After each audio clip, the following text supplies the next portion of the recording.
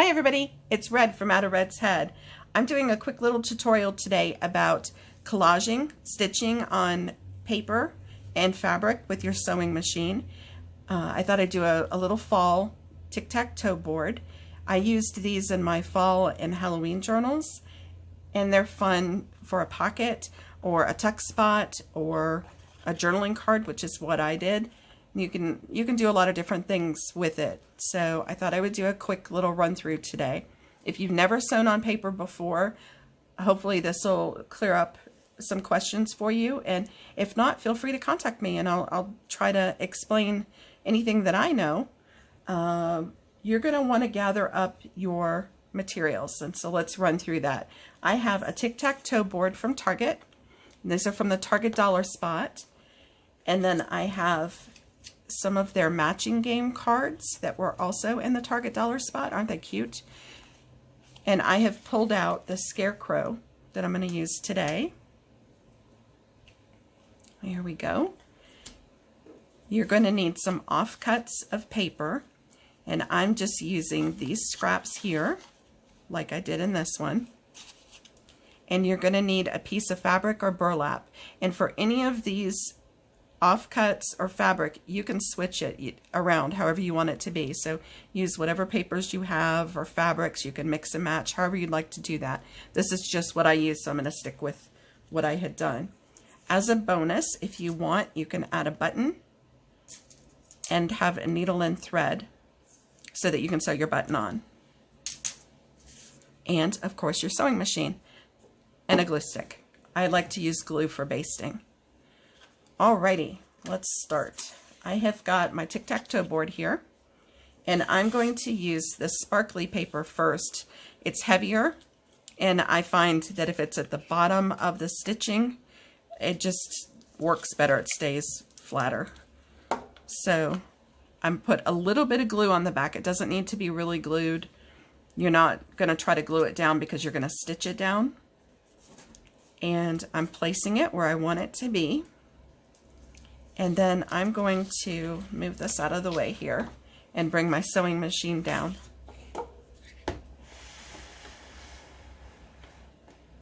Let's see if you can see that, hopefully. And I think you're going to be able to hear me talking over this, I hope. I did a little test run and it seemed like you could. Oh, a couple of things about sewing on paper with your sewing machine. Thread tension is important. You don't want to have it pull so hard that it rips through your paper, but you don't want it to be so loose that your stitches don't look good either. I keep mine between 3 and 4.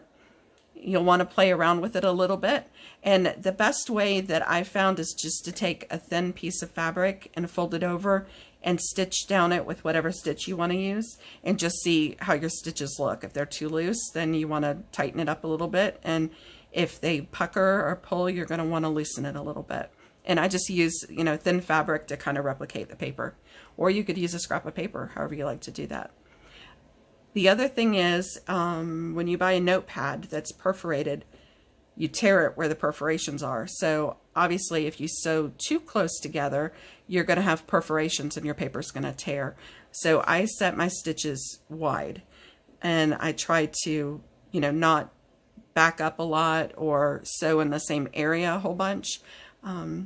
If you are going to be backing it with something, you're going to glue it, so you don't really need to worry about backing up and locking in your stitch at the beginning and at the end. So just a thought to keep in mind.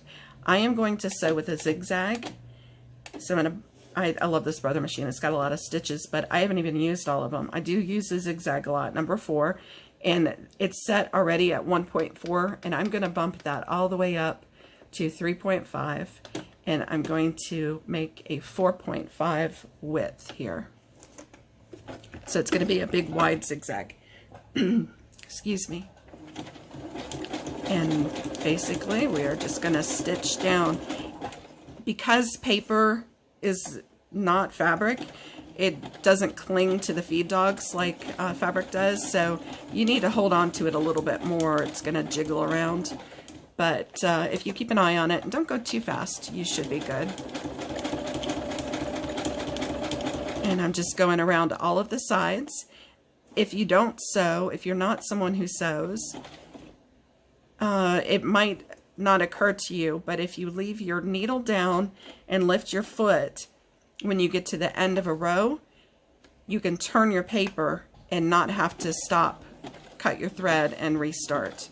So just pivot your paper around and then you can go all the way around. All right, and I missed a stitch. I went too low at the beginning, so I'm just going to go down one here. There we go.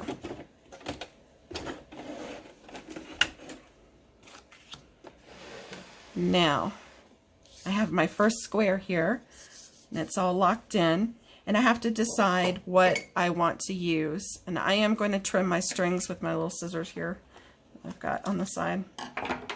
I didn't mention that, but you might want to have scissors to trim your threads. Now I want to use the striped fabric next, I think. And I'm going to put that over this one here, over the edge. So a little bit of glue on the back just to keep it in place. I'll line it up. And then I'm going to bring my sewing machine down again and do that again. And this could probably get really tedious, so I will try to speed this up a little bit.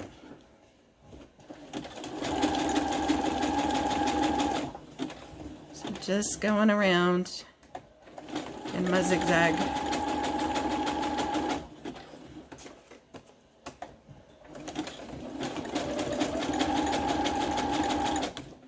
And if you wanted to add a pocket or something, you could do that. Make a pocket on the front with an extra piece of paper, or just not stitch down all the sides of one of these.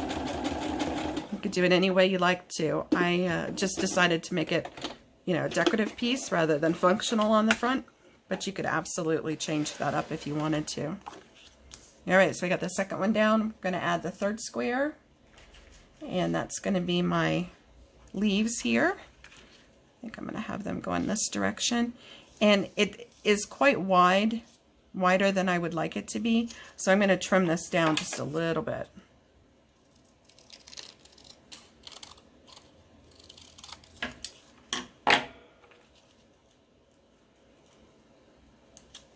There we go. A little bit of glue. Swing that back into place. There we go.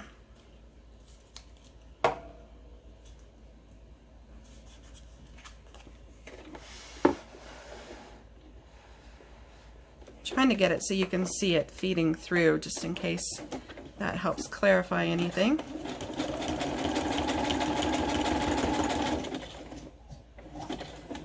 And with paper, again, it can be hard to predict where you're going to land sometimes, or you know, like I said, it jumps around, so don't worry about perfection. These are junk journals, and I think sometimes the beauty is in the imperfections and having things be a little off, a little different than what somebody's expecting. I mean, you don't want to have a big mistake, but a little slip here and there adds character. Alrighty, we've got 3 down, 1 more to go, and then we have our background. So, and you can change stitches if you want. If you want to change your stitches, that's good. Mix them up. Or threads, you could even change your thread and have different colors. There's a lot of different options you could do. So I'm just going to add this one here, this little houndstooth.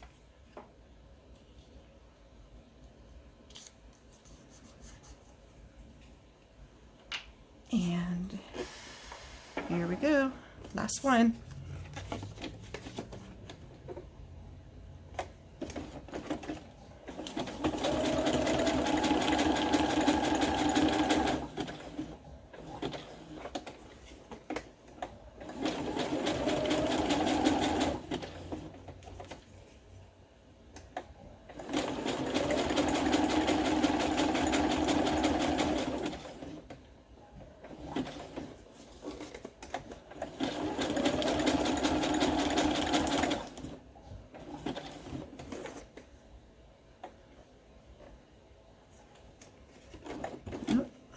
Done so fast I didn't realize it. Okay. Now that I have my background, I want to add my focal point, which is my little scarecrow. He's so cute. So we're going to decide where to line him up. And I think I'd like him just under the edge of this top and just overlapping all of the squares here. So these cards are shiny, and if you'd like, you could run a file, like a nail file, over the back and take a little bit of the shine off to hold it down. But you're going to be sewing it, so you know that'll hold it in place. You don't need to worry about it. It's just trying to get it to stay still while you're sewing it. I usually don't have trouble, but I have had a few things where I've tried to glue them down and they don't want to stay down. So if you're gluing and want it to stay glued down, you might need to take a little of the sheen off the back. And for sewing him down, I want to use a straight stitch. So I'm going to go back down to my straight stitch. And remember, keep your stitches long so you don't end up with perforations.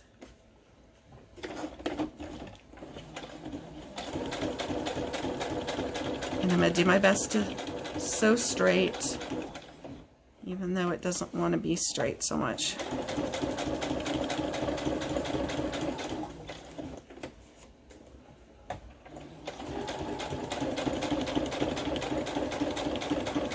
There we go.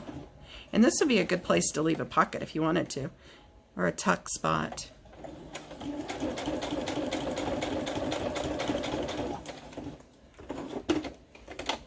And again, I'm not backtracking because I am going to glue this to something, so I'm not worried about my stitches being locked in. I am going to trim off all of these strings that are hanging though. Threads. I keep saying strings, but it's threads. Alrighty. I don't know about you guys, but I keep all of these threads. I have a little jar in the back behind my sewing machine, and I put them in there and use them for mixed media projects. So you end up with a lot of really yummy colors and things that you can put, like fibers, or just sew it under, make a fabric with it by sewing it under some netting, or lots of different things. So I do keep those. Alrighty, Mr. Scarecrow is all set up there, and we're going to add the burlap now. And you can glue burlap, not permanently unless you use a fabric glue, but it will hold with my glue stick here. It makes my glue stick a little furry, but that's okay. All right, I'm going to line that up. And I did go ahead and fray the edges of my burlap. Just kind of pulled out a few little extra strings to give it some fray there. And,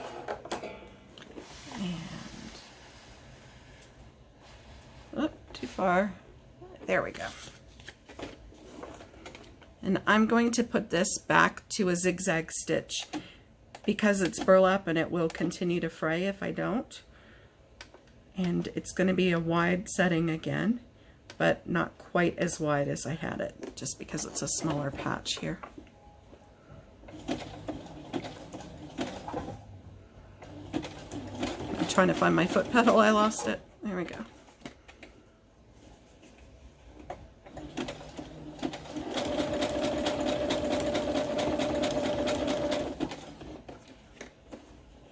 I love this orange thread. I found this orange thread in a sewing box that I purchased, a vintage sewing box from an estate sale, and I love it so much.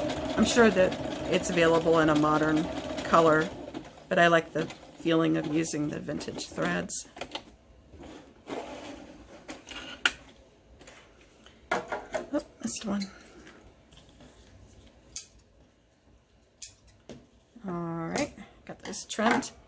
So here we go with the burlap, and the last thing, well, maybe not the last thing, second to the last thing I want to add is this little leaf print. Isn't that cute? And I thought that'd make a nice little spot to write or something, maybe with a gel pen, make a name or a word. You could glue a word on here if you wanted to, but I thought it'd give a nice little accent. So we're going to add that right there, and I'm going to go back to my straight stitch, make it wide,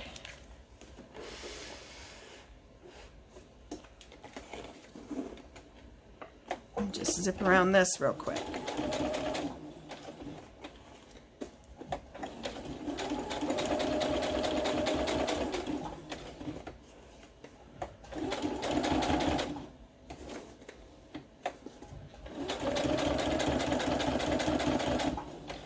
Alrighty. Now one thing you can do is add a button just for a little bit of extra. I always like to add a button to something, and just the little vintage buttons are cute.